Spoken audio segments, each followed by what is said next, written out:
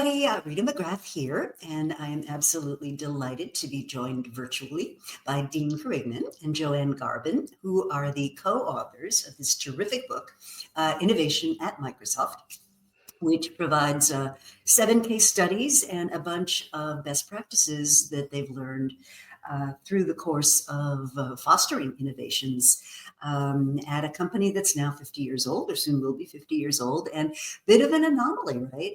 So my own research suggests that your typical large Fortune 500 company gets acquired, goes out of business, or otherwise disappears after about 40 to 50 years. That seems to be the trajectory that most companies are on.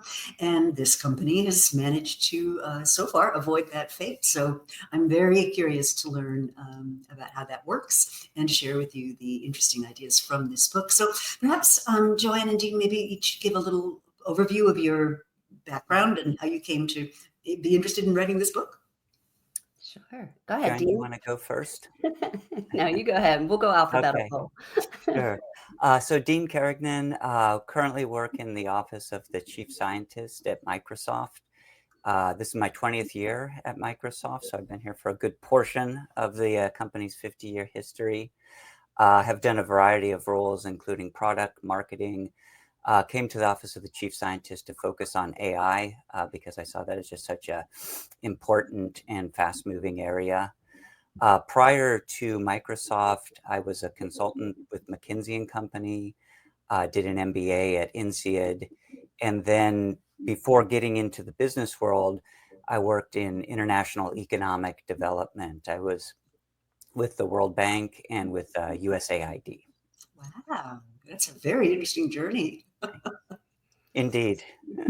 And it's one of the things that we like to highlight that makes our book a bit different because we have very different backgrounds. Whereas Dean has largely been an entrepreneur, I've spent most of my career as an entrepreneur, building or helping other people build companies. I've been in corporate twice, once because my company got bought, and once because Microsoft kept asking. My last role was the director of innovation in the cloud business of Microsoft. I led our regenerative data center of the future program. And about a year in, I met Dean, and we just started talking innovation as two people that had been practicing it for years. And we started trading stories, and we're like, hey, we're very different, but we've had a lot in common. So my journey doesn't have as many big names or milestones to point to other than I always measure my success as I've always paid my mortgage and I've created a lot of jobs. So. That's wonderful. Well, we need that in this day and age. We absolutely do. So the book that we're talking about is called The Insider's Guide to Innovation at Microsoft. It is a very attractive book, which I have right here with me. And I should mention that all the proceeds of this are going towards an educational foundation. So maybe say a few minutes about that, just so our listeners know what their book buying dollars will be contributing to. Yeah, it was really important to us that this book was a tool and it got out into as many hands as possible. So very early on, we talked about removing the profit aspect of it for us. We didn't want people to debate whether to buy the book and somehow whatever the thought process may be. So we haven't picked any one particular charity, but we're going to send all proceeds to education nonprofits, creating the next generation of change makers. And we're really focusing on STEAM, not STEM. And the reason being, as you'll see in the book, the arts are just as important as science and math and technology. Absolutely. That's wonderful. That's great. So go out and buy the book, guilt-free, if you're innovators. But I think, as someone who spent like a ton of time in innovation, one of the things that I would observe is most of us have not been trained in what innovation really is. And there's so many myths about it. It's sort of Steve Jobs arrives, in a black turtleneck on a clamshell and miracles happen. And, so I guess about right. And if you think about the life cycle of a competitive advantage, right, it begins with innovations. It begins with people doing new things. Then you have the opportunity to scale it up. And then you have this, if you're lucky, long period of being able to exploit that innovation. And then the world moves on, the old advantage goes away, and you need to do some reinvention. And most companies don't do that very successfully. So I'd love to get your take on what is it you think about Microsoft, maybe about its culture, maybe about its leadership. And you make a big point that innovation really does require courageous leadership in many cases to pull off. So what to you are some of the elements of the secret sauce there? Yeah, I can take a stab, JoAnn, and then so I think this is the question that in many ways motivated us to write the book, because we looked at Microsoft and its 50-year history, and in that time you can point to at least 4 distinct reinventions when the fundamental paradigm of technology changed and Microsoft had to recreate itself to stay relevant. We're in the midst of the 4th reinvention right now, which is AI. So we get to see it up close and live through it and experience it. But I think a couple of things have helped the company to do this. One has been simply the fact that we've done it before. I remember when I started at Microsoft, we were kind of going through the pivot into competing in search against Google.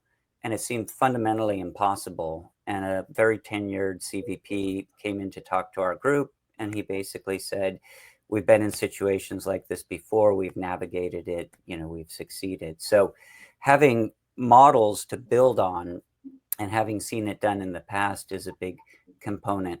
I think mission clarity is another element. It's the fact that our mission has been very consistent throughout all 50 years. And so there's kind of a North Star to pivot back to, help every person and organization in the world to achieve more. There have been variants of it, but it's been pretty consistent. And then a lot of it, I think, is also culture. We have a culture of supportive leadership, of risk-taking, of swinging for the fences.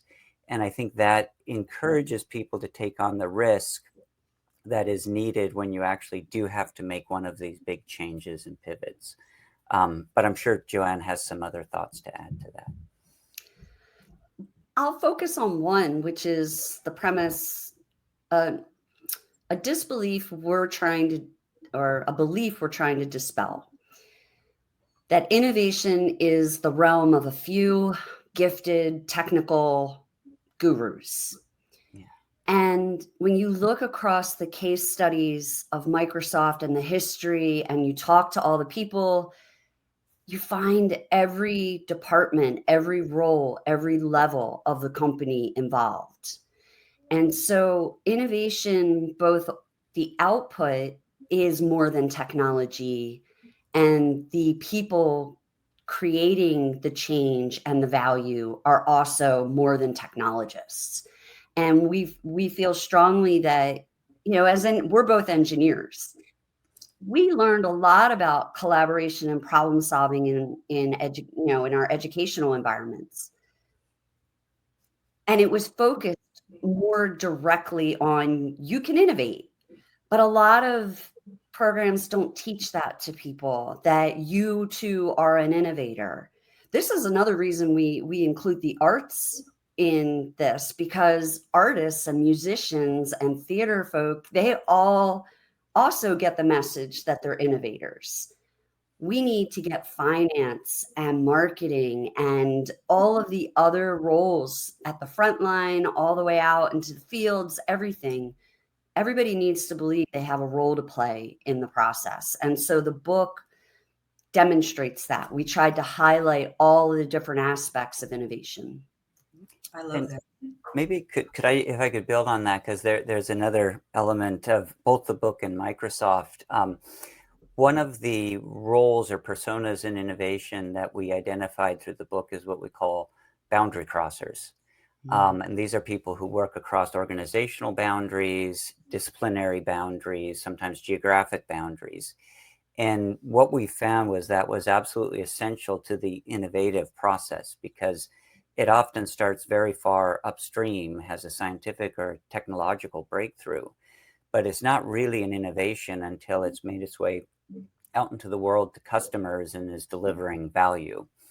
And so I've really found Microsoft has more boundary crossers than any company I've worked in or with. And we really, I think, we invest in people. And a good example is I'm an engineer, 15 years in engineering, but now for 5 years, I've worked in the office of the chief scientist. And so that wouldn't happen in a lot of companies, but Microsoft encourages that. And so when you get that cross-fertilization and that collaboration, the ability for invention to mature into a true innovation is much higher. And so I think that that role of boundary crossers is really important and somewhat unique within Microsoft. That is interesting. So I talk a lot about people that I call Sherpas. Yes, exactly. If you want to go climb Mount Everest, you better bring a Sherpa with you, because they're going to know, oh, it's Tuesday, and we're not going that way. Exactly. And I think there's a little understood role that a lot of companies struggle with, which is, you've got your main business and it's moving forward at 80 miles an hour, and it's big and it's got its own logic, and there's people who are very invested in its success. And your new little thing is on the on-ramp, and it's tiny in many cases, and it's sort of irrelevant, and it hasn't quite got its business model figured out. And is this thing going to make us money or not? We don't know. And so how do you bring those two together is often one of the big places where I see innovation efforts just come to nothing, because they just can't navigate that sort of growing up of a business into something that needs to scale and needs to be mature. This is something we write about. We have a pattern there where we call it Innovate with Everyone. And the crux of that pattern is that you might have a great idea, but you're going to need many other people and groups to actually get it out into the world. And some people are good at that, and others are not. Sometimes you need not only the inventor, but the innovation champion to shepherd it, or in your word, be the Sherpa for it. One anecdote from the book that I love is Eric Horvitz, who's our chief scientist, who I work for, ran Microsoft Research for many years. And he said his goal in hiring researchers was to look for people who had horsepower and rudder. Horsepower to do great breakthrough scientific thinking, but rudder to direct it into, applied positive outcomes for products and for our customers. And if you go walk the halls of Microsoft Research today, you really see that great scientific minds who also want to have impact, in the real world. And what comes to mind for me is the second pattern, innovating over the years. We use the analogy metaphor of daily business is the river, right?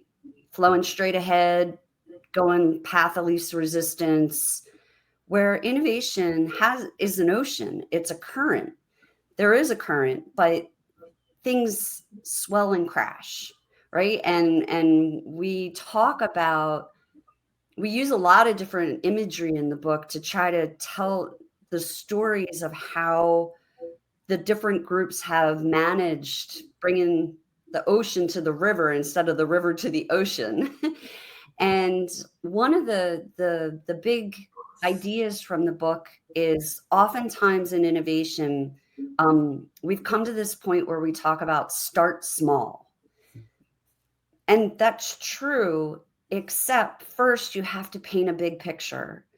If you don't paint something big enough and transformational enough, you can't keep the energy of people engaged long enough to get there.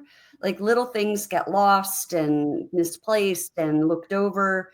Whereas when you have this big horizon to look at, it fuels you, especially through the challenging parts. But then the key is, you can't just keep talking about the big picture. You have to build stepping stones. We need those small steps that lead the path to the big picture. And that's how you can bring the ocean into the river instead of the other way around. Yeah, I think that's a great analogy. I am, I think it's hard, innovators. Some people trying to do innovation get very invested in the big vision, and they don't think enough about, okay, at a granular level, what does that mean Joe has to do this afternoon?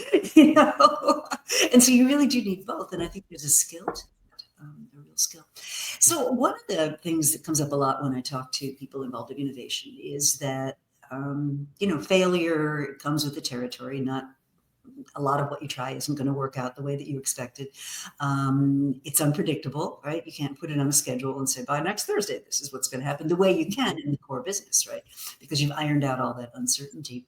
So how do you, as leaders of innovation, think a little bit about that? And let me just tell our readers, those who just joined us, I'm here talking to JoAnn Garbin and Dean Carignan about their terrific book, The Insider's Guide to Innovation at Microsoft, and trying to unpack some of the secrets of how this pretty successful and, company with something of a reputation for at times being kind of arrogant, kind of, pushing people around, how that company has managed to kind of rethink and reinvent itself. So let's talk a little bit about this prospect of things not working out. Mm-hmm. There's a wonderful anecdote in the book from Julia Liusin, who runs our developer division. They build all our tools for software developers. And she really encourages people to use very precise vocabulary when they're talking about innovation, and in particular, the word hypothesis. And when you start to say, I have a hypothesis and I'm going to test it, a negative outcome is not a failure, it's a learning opportunity. And the way she described it to us, just introducing that vocabulary made people feel a lot more comfortable with exploratory work, because even if you don't achieve the desired outcome, you've validated or invalidated a hypothesis, you've learned, and you can move on. And so very small sort of language-based things like that can create the environment in which people feel more comfortable taking risk. And the very first pattern in the book, we talk about how, innovating every day, how to make it continuous, reliable, scalable, repeatable, learnable. And I've always liked this saying that I get a little wrong every time I use it, but the sentiment is, when you start exploring a hypothesis or trying to solve a problem, you may not know how you're going to solve it, but you know how you're going to go about solving it. And there's the difference. We're not ever going to be, it's oxymoronic to say the outputs of innovation are going to be repeatable and predictable, but the process of innovation can be. Here's where we're at. You can communicate. We're in the earliest stages right now, so it's going to be really loopy. We're going to crash and burn. We're going to learn a ton. And then as you move forward into higher fidelity and getting, converging on what the eventual thing or solution may be, then you can have different metrics and you have different communication and you have different people in it. And by laying out all of that, which I've literally seen innovators shudder when I say the word structure, but if you think of the structure of innovation process and methodology and practice as scaffolding, not walls, any designer or artist will tell you those constraints, those things are supportive, not constrictive. Absolutely. And so but it requires you to know where you're going from a process and method standpoint, not an endpoint. Mm-hmm. Mm-hmm. And maybe to add, there's a few other practical things that some teams shared with us when we interviewed. One is, it's one team that has a monthly gathering. They call it Failure to Lunch. And it's a play on failure to launch, of course. They get together for lunch and they have 2 or 3 people get up and talk about an effort that didn't work out, but what they learned from it, and they celebrate the fact that people took risk and learned and now are building on those learnings. Another group changed the employee review process to look both at the quality of decisions that were made to do something risky, Yes. as well as the outcome. And that really shifted the review process in a way that people realized they could be rewarded for making a very good decision, a very good investment, risky investment, even if the outcome was not what they hoped for. So all these little tactical practices seem to kind of ladder up to a broader culture where people feel comfortable taking risk and trying new things. Which is a huge impediment in a lot of companies, because people feel, if I step out of my nice, safe corporate swim lane and take on something that might not work out, if it doesn't work out, it's the end of my career, or if my project doesn't move forward, I'm done here and I'll have to go somewhere else. And I'd love to know how people feel about their careers in the context of joining an innovative effort that might not work out. So maybe something like the mobile phone thing, which was fascinating to me as a case study, because you had two efforts going on at the one time, and I'd love to know some behind the scenes of this. So there was the Project Pink, the phone that eventually became the flip phone, that got kind of caught up in internal competition and never really made it out to the world. Yeah. One thing I'd love to say, and we do write about mobile in the book, our sort of analysis there is in that case, Microsoft didn't take enough risk. We basically did embrace kind of a paradigm of a phone that was largely a small computer, a small PC.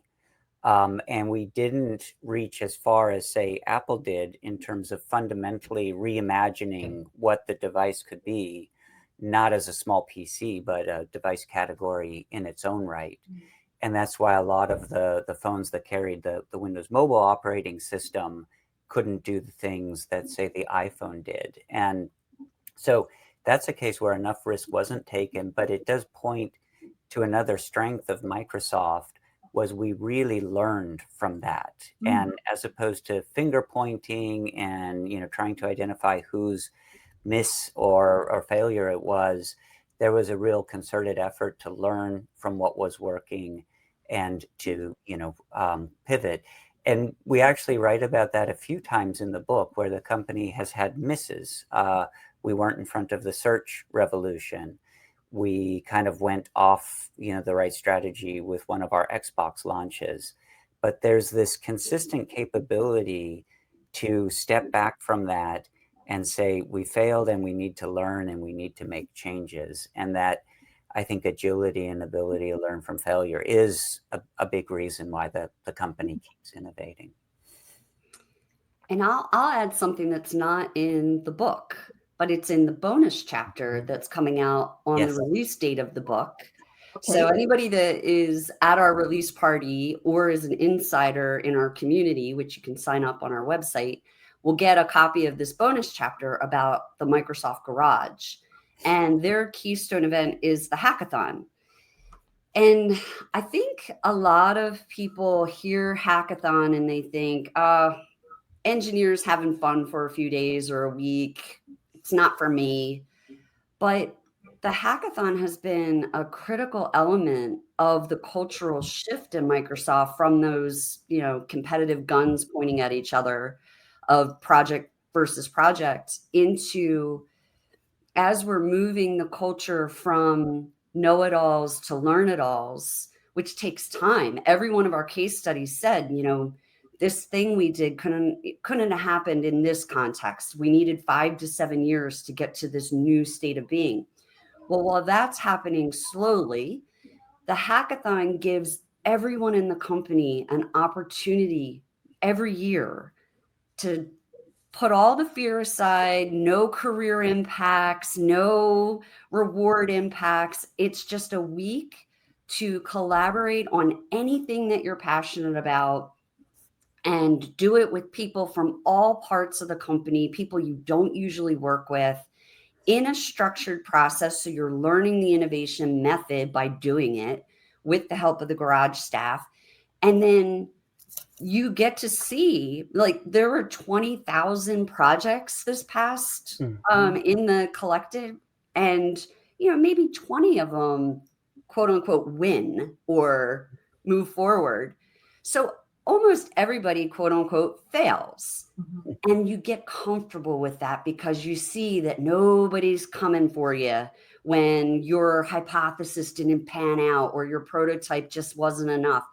And so it's this muscle memory that you develop, which as an entrepreneur, I will definitely say 25 years in, and I can even count the 10 years before that because I started as a kid. You learn real fast that no is just no until you hear yes. And, it might be even a maybe. Like all of that muscle memory that innovators and entrepreneurs learn by doing things like hackathon, let everyone who doesn't quite think they're an innovator yet learn those things. I love that. I think that's great. And I think the point about muscle memory is so important. So I do a lot of things to try to get people out of their heads and into some other space. And one of the exercises I do a lot is brand takeover, which is, let's say you work for, I'll make this up, General Mills or something, and you say to them, okay, you're going to get bought by Nike. What would they stop you doing? What would they encourage you to do? And if they increased your marketing budget by 10x, how would that look? And what I find is it liberates people from the constraints, whether they're real or whether they're made up, that people carry in their heads. And it says, oh, well, if I was Nike, here's all the cool stuff I could do. And it just sort of puts them in. And it strikes me that hackathon may be something along those lines. Yeah, absolutely. Something we write about in the book is, the process for innovation is you have to think divergently for a period of time, then converge and then synthesize. The problem with being in a big corporation, to JoAnn's analogy of a river, the corporation just wants to converge, right? It wants to do things efficiently, quickly, repeatably, in standardized ways. And so you have to create space, exactly as you do with your seminars, Rita. You have to create space to diverge and think more, openly and in new directions. And hackathon is exactly designed for that. We used to have a think week where everyone was encouraged to write a paper and send it in to Bill Gates would review them personally. He would, take a week of his own and review. So creating those spaces where people can open their mind and think in new ways is absolutely critical. I like that. The other thing that to me goes with it is something you talk about, which is the idea of principles, not instructions, design principles. So instead of spelling out what people are supposed to do, they say, well, here's what good would look like, right? Here's the outcome. Now, with that in mind, how might we get towards that? I wonder if you might elaborate on that. Well, why don't you take that, JoAnn? Yeah, it really comes from the design world. Engineers, we're taught to define requirements, and our product managers and program managers give us specifications, right? And they're very detailed and very specific. Designers who are taught to imagine all the ways something may be solved, again, they appreciate, they're taught to have some sort of constraint. You don't want to go, analysis paralysis and just wandering instead of, moving. And so they have these tools called design principles. And I like the analogy of directions. It's in the book, we use this analogy of an engineer will tell you precisely how to get home. Right? If we will give you instructions like turn left, go a mile, get on the highway, drive a car, all of we'll be very specific. Designers will say, get home or get home safely. They'll qualify it to some extent, give color to it and the value underneath of it, but they're not going to tell you the method. And so what that does is it just gives you guardrails as you put ideas on the board. And that's another part of it is instead of starting with one idea, you really like Dean said, step back and diverge from that idea and think how else, or what else, or why might, or who might, and you just go as wide as you can and fill your board up with as many different things as possible. But then those principles say, oh, that one doesn't live up to principle number 2. But if we combine it with this one over here, it does. And now you start that combining and refining. And I call it wiggling. You take this big board and you kind of just start wiggling your way through it. And you may have started down in the left corner with your first idea, and you end up in the upper right corner by the end of it because you've taken the time to look at it from a lot of different angles. There's actually, there's a great anecdote in the book. It was when Office was doing their transformation to become an AI first, organization. One of the things they did was they had historically had what's called a triad. For every product or feature, you would have a program manager, a developer, and a tester. And that's just how product got built. And they inserted a design person into that structure. So for everything they were working on, there was now a design person from the very beginning to kind of set those principles and bring that design thinking in. And it was a huge part of how they transformed their product. One of the things I thought was interesting, just using the Office example, because firms don't do this, is awareness that you can overshoot what your customer needs, wants, or can absorb. And so this principle of, no, we're not adding new features. We're just not doing that. And that is so antithetical to what an engineering mindset often wants to do, right? You want to add new features, add new functions. It's got new and improved. It's got to be better. And the Office people took a contrarian perspective on that. And I thought that was interesting. Most companies don't have a great way of dealing with overshooting.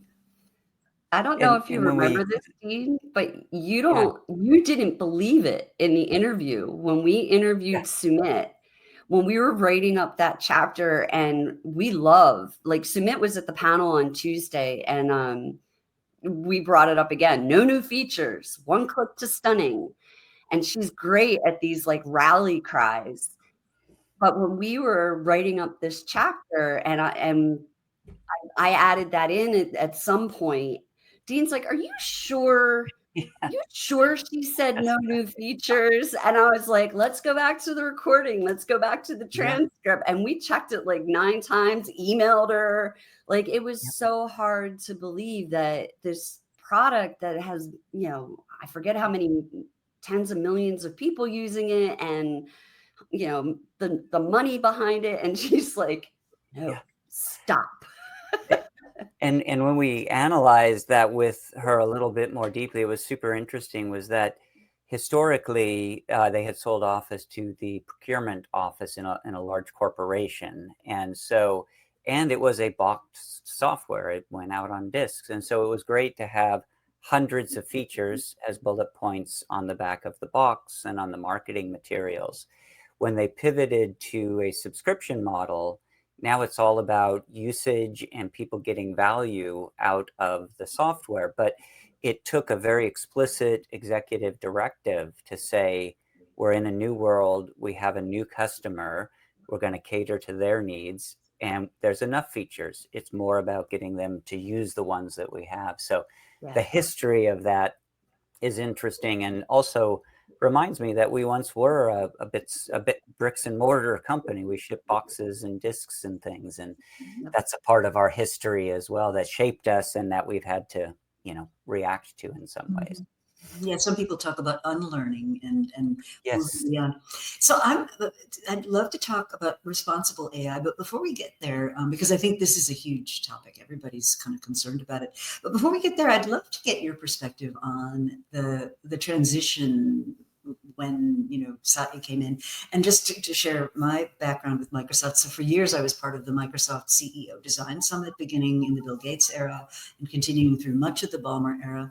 I was involved in teaching in the company. I was part of what they call the member bench and the leader bench programs, and so over the many years had a lot of experiences with Microsoft. And what I would observe at that time was it was just famously internally competitive. I mean, it was a hugely high performance culture. So absolutely high competence, high performance, but also incredibly competitive. I mean, everybody had to have the last word, be the smartest person in the room. It was and the leaders kind of, you get them all together and they'd all be kind of eyeing each other. And from what I gather now, it's a very different place. And it'd be fascinating to hear how that transition felt.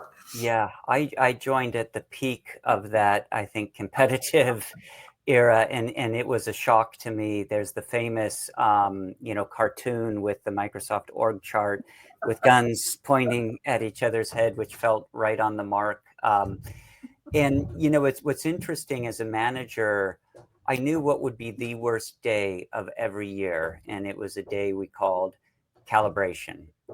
And it was the day that all the managers in a group would go into a room and we would have to stack rank every employee in the organization on a scale of 1 to 5. And it was a forced curve. So if someone was going to get a high review, someone else had to get a low review. And it wasn't just me stack ranking my own people, it was done across teams. So for one day every year, every one of your peers became a competitor for resources and status in these rankings. And it was a system that was well-intentioned. It was intended to drive performance. It had its usefulness when it came in. But one of the very first things that Satya did was to get rid of that. And it was one of the happiest days, I think, in the company's history when we learned that was going away. And what he did was not only to take out that element, which was making us more competitive, but to replace it with something very positive. In fact, two things. One was he really started speaking publicly and broadly and passionately about the growth mindset. And you could tell that it was not only the right thing for the company, but something he believed deeply in. And then they made real fundamentals changes to the system. So when we write our reviews at the end of the year, we write what we delivered. We're given a 3-part framework. What did you deliver? How did you build on the work of others? And how did you contribute to the work of others? And those are considered co-equal in terms of their impact for the company. So I think that combination of talking about the growth mindset and then embedding aspects of it in the systems that we were using really helped the company to transition in ways that I wouldn't have thought was possible before. I wouldn't have thought either. I mean, if you had said to me back when I was working with the company, oh, this is a company that's going to be all about, helping each other and collaborating, I would have been like, whoa. Well, what was also interesting to me was that the technical people that I worked with were often like that. Like, if I was working on my computer and something would go wrong, then I'll be like, oh, let me look at that. That's super interesting. Why did that? It was all very, and then you get to the commercial side of the house and it was like velociraptors. I mean, it was just, so that transition has been absolutely stunning. In case you're just joining us, I'm here with JoAnn Garbin and Dean Carignan and about their terrific book, The Insider's Guide to Innovation at Microsoft. So let's talk a little bit about what you call responsible AI, because I know in the world right now there's this huge excitement about AI, but also huge concern about it being misused, about it being parlayed into misinformation, cybercrime, you name it. And it's very powerful. And like any powerful tool, it can be used for good or it can be used for not so good. So what's your take on how that? Yeah, I'll start, and I'll definitely want JoAnn to build, because we really broaden it a little bit in terms of responsible innovation.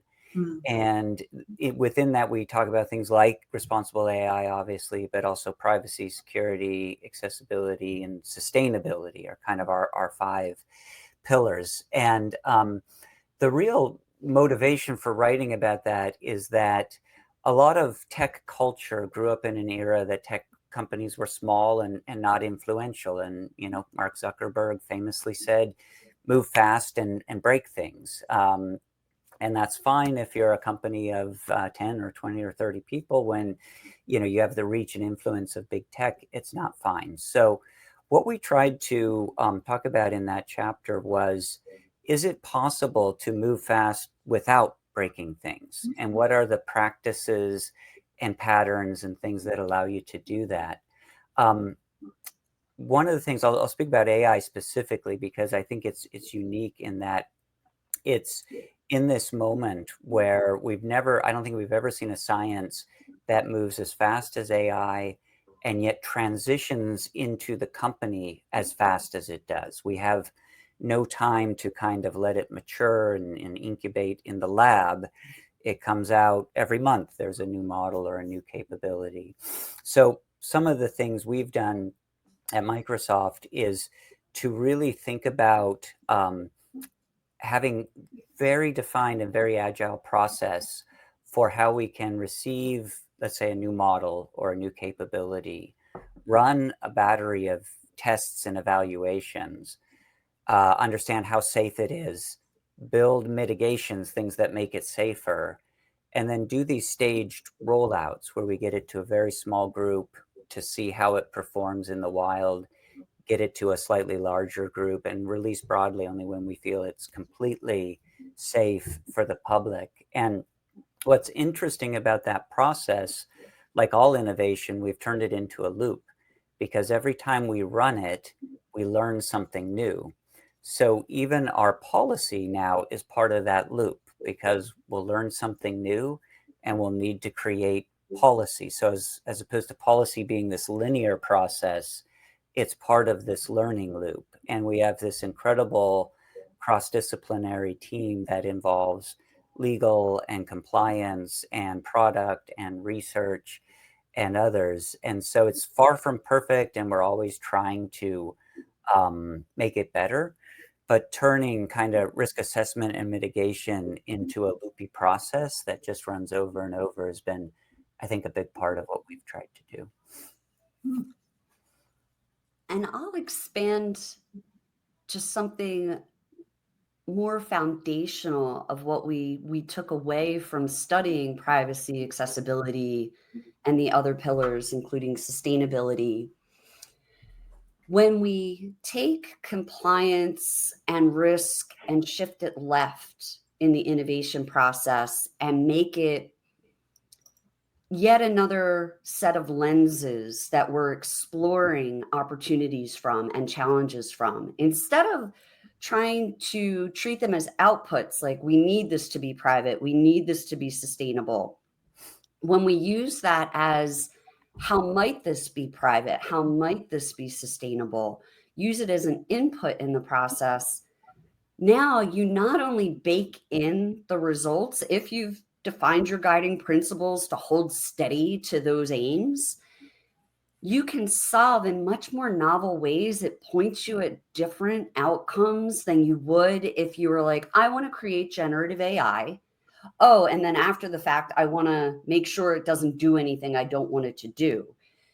Bake those values into the guiding principles of being private and accessible and secure and sustainable. And now the first ideas you have and you put on the board, you're going to say, that has the potential to not be private when it comes out. So let's shift a little and solve it a different way. And now your code looks different. Your infrastructure looks different. And the really cool thing, and the CFOs and CEOs should love this, is you take compliance and you bake it into something that has a return on investment. So instead of having another cost on your sheets, now your risk and your sustainability and all of these things become value creators.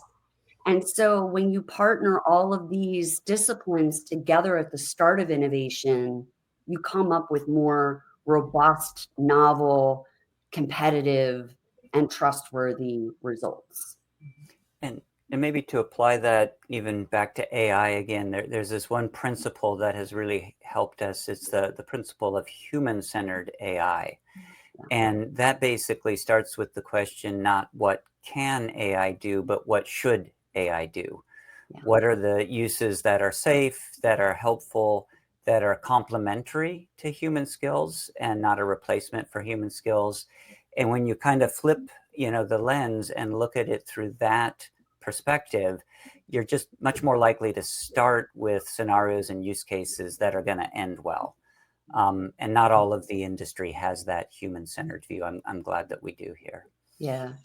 That I think that's fascinating. And, and the question always comes up is, well, in a competitive space, if you're, I'll say, adding that layer of thoughtfulness to your products, does it run the risk of someone who doesn't have that point of view taking advantage in some way? It is one of our greatest fears, yeah. And what we have decided is, as a company, it's not a trade-off we're willing to make. We will put the investment in the risk analysis and risk mitigation, teams and organizations, so that we can keep moving fast and still be innovative and still be safe. Yep. Big tech, I think, is kind of following our lead slowly, or picking up some of our practices. I think the startup scene scares me a little more, because the startups are often more willing to just get something out there and try to run with it. But for now, yeah, we're very committed to moving fast without breaking things and remaining competitive. But yes, it's not easy by any stretch. I want to defend the startup world here. And this is the fun thing about me and Dean being together, because we do have these different backgrounds. Yeah. I would say I'm not concerned so much about the startup world. Like, just look at the rise of B Corps. Over the last 10 years, we went from 200 B Corps to almost 10,000. So building benefit into the structure of the corporation. I would say the problem is in the equity world, private and venture cap. As long as the money is flowing into startups that don't consider these things and don't represent the values of the communities that they're serving, we're going to end up with half-baked products that do unintended things and avoidable things that just weren't thought about. We got to change where the money is flowing. The startup community, there's no shortage in my network of startups that want to do what Microsoft is doing at scale, and they don't have the access. Yeah, and I think especially private equity. I see glimmers of hope there. So if I look at what KKR is doing with companies like CHI Overhead Doors, just as an example, where the first thing they did was they took a longer time horizon. So this is a company in the middle of Ohio, I think it is, that makes overhead doors. So it's not a glam high-tech company, but what Pete Stavros, who was the managing director there in charge of this investment, did at the outset was he wanted all the employees, even the hourly workers on the front lines, to have an equity stake in the company. They structured it as an employee-owned company, an ESOP. And when they had an exit, so they bought the company for about $500 million. I think they sold it to Nucor for $3 billion, but it took 9 years.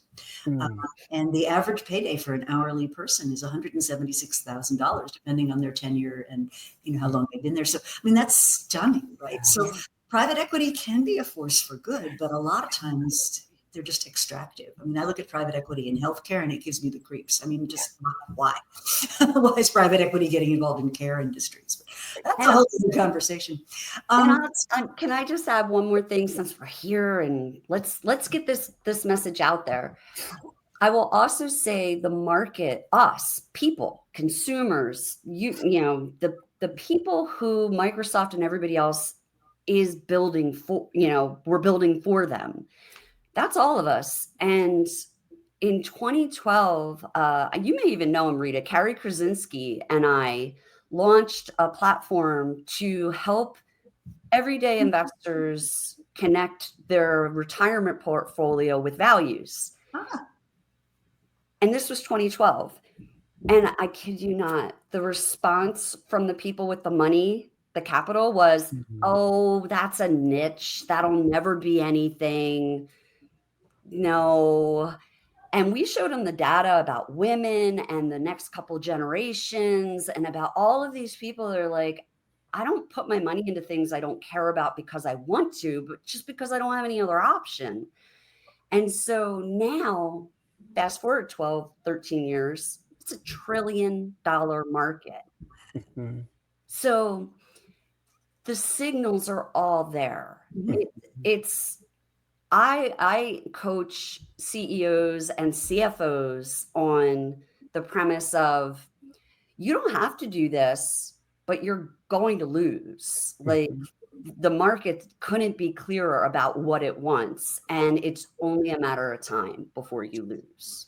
One of the most interesting things I've been studying is by 2030, so we're talking 5 years from now, just in historical terms, not a very long time, there's going to be something like $30 trillion of wealth that's basically transferring from men to women. And it's because you got this whole generation where the men typically marry women who are a little younger than they are, and the women outlive the men by longer. So, just demographics, it's not a big mystery. But what we do know is women invest very differently than men do. They're looking for different outcomes. They're looking for different impact. And I think a lot of our financial services professional organizations are not very well prepared for this, and it's going to come pretty fast, and I think it's going to take them by surprise. So I do see a lot of like green shoots out there that we're really moving from this very financially mobilized economy to something that's different. And we got very financialized for I would say since the 80s. There's really been this huge pressure on the short-term financial primacy of what organizations' goals are. And I'm very hopeful that we can start to, not that finance isn't important, and I believe in capitalism, and I think there's one of the best systems that we need to have, but it can't just all be, red and claw and tooth and nail. It's got to have a human dimension to it, in my opinion. So Satya Nadella very famously, very recently, basically had an interview where he said that, software as we know it is eventually going to go away. And it's all going to be these agentic AI programs pulling data from wherever it lives and actually performing tasks for you. And the analogy I would use to just try to explain to regular people what that means is, if you go back to Star Trek, right? Yeah. When Captain Kirk wanted to give the Starship command, he didn't haul out his laptop and start calculating on an Excel. He told the computer what he wanted to do. Right. And I guess that's the image that we're thinking of. So could you speculate a little on is that world really coming? Because people like Mark Benioff of Salesforce said that's not the real world. We don't believe in that. I'd be fascinated. Oh, famous last words. Exactly. Yeah. Just to say a few things about agents, and I'm doing research, working with some folks researching them now. It really is. Agents have been with us for a while. The idea that there's a piece of software that does work on your behalf, that's not entirely new. What is new is the fact that you can talk to those agents in natural language, right? Most of the agents that are out there today have sort of two components. One is they have a large language model backing them, so you can type or speak to it and you can give it instructions. And then it has some ability to generate code that goes off and does something, whether that's browsing the web or, maybe looking up some information, running a search. And so I think that is, and then the fact that in many scenarios, the agents talk to each other in natural language, which has often been a barrier to agents in the past, is one company's agents might have one communication protocol and another company's, might have another. But the fact that they all can communicate through natural language and have language models behind them, I think it really does put us in a position to do something fundamentally different, where you'll have an agent that you communicate with. It will control a fleet of other agents that then might be accessing software applications on your behalf, or functionality from software applications, or maybe even writing a bit of code to do something new. And then that can all be brought back to you and presented to you in natural language. So I do think we've hit kind of a minor paradigm shift there. We work a lot on the safety aspects of these agents, making sure they have guardrails and limitations on what they can and cannot do. That's going to be a very important area of investment. But for me, if I could get out of the world of hitting Alt-Tab between applications and jumping and just, work through a single interface, I think that's very compelling and very achievable. And it represents a philosophical shift.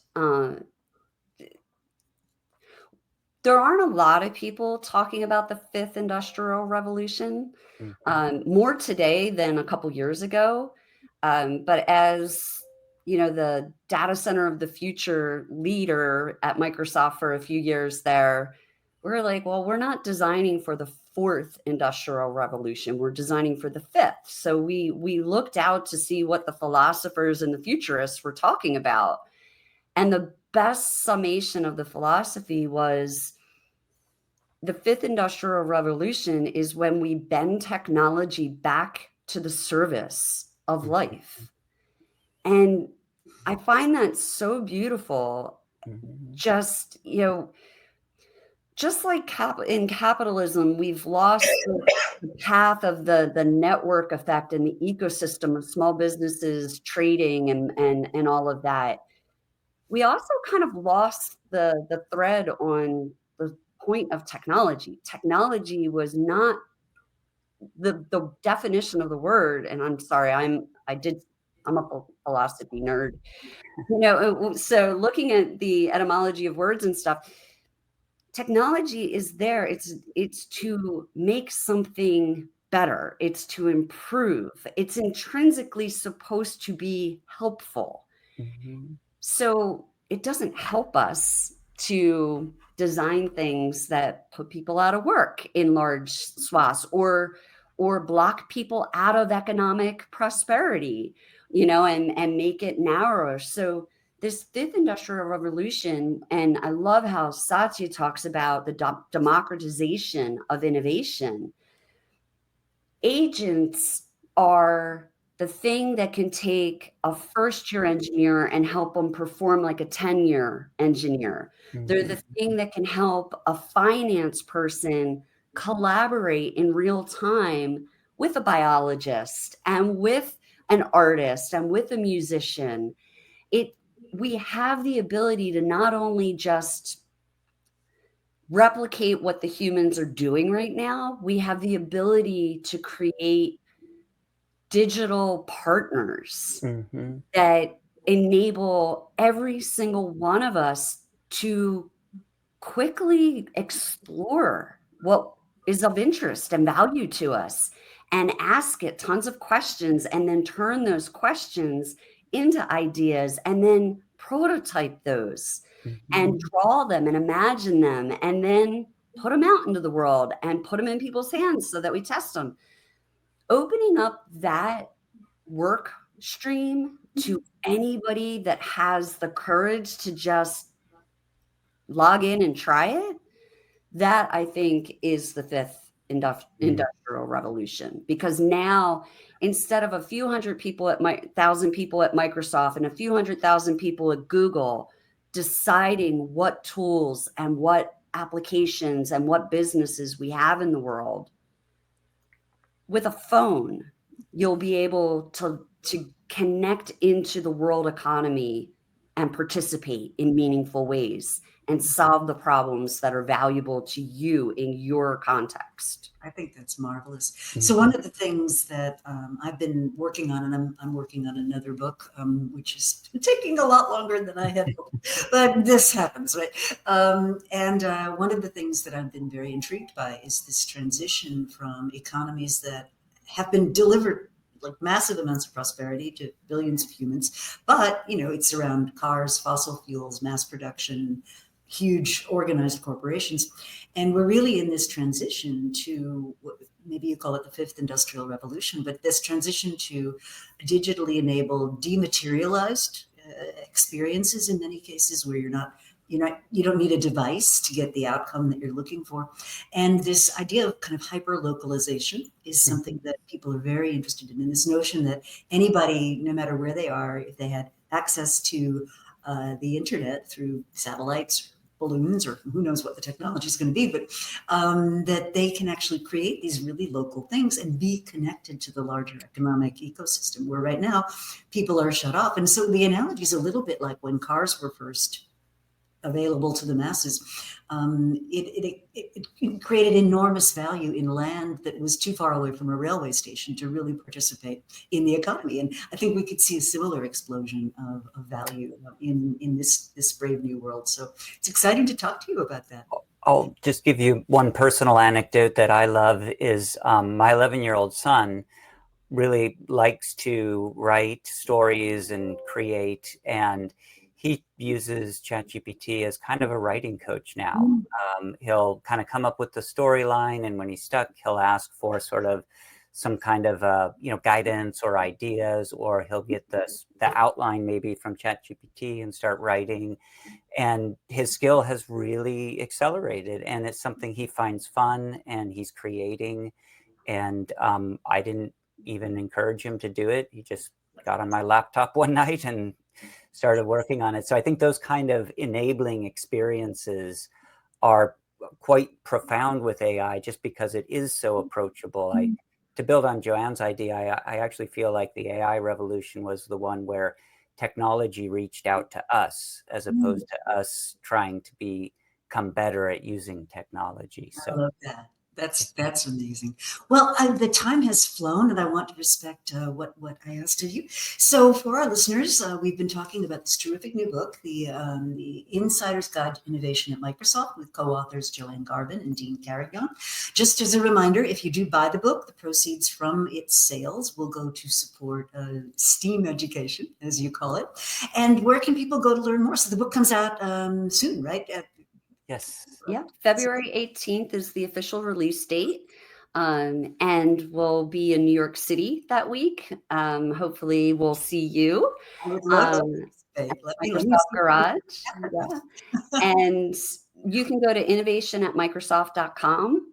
We have a page up that explains who's in the book, what stories are in the book, all the great early praise for the book, so that it's not just us saying it's a good book. And a lot of different options on where you can buy it. That's fantastic.